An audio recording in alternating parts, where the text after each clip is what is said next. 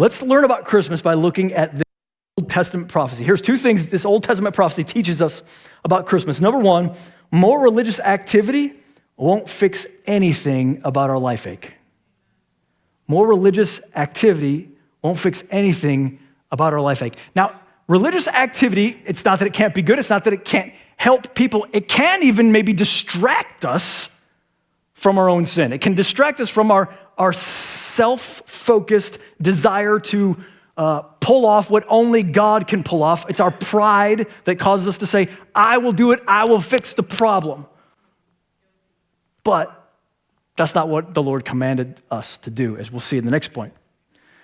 But it doesn't do anything that it's supposed to do, that they're hoping it will do. It still leaves us empty. It still leaves us with pain.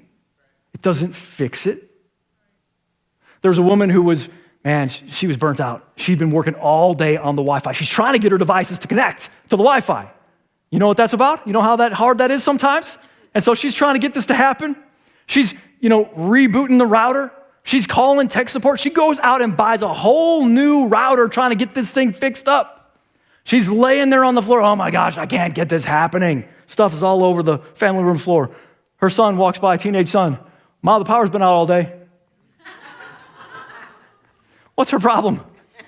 Well, she has a problem, but she's trying to solve the wrong problem. The problem is not the Wi-Fi. The problem is you have no power in the house.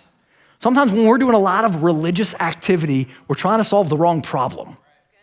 The problem is not that we need to do more stuff to get God to do what we want him to do, which is what these folks in this passage were doing.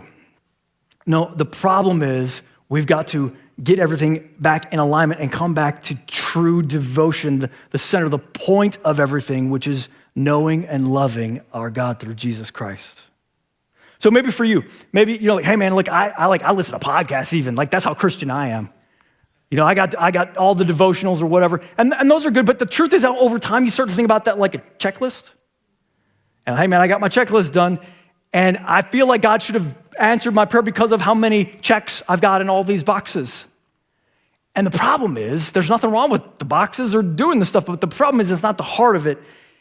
And the truth is you haven't really drawn near to Jesus, though, in a long time. It hasn't been about him, it's been about the system.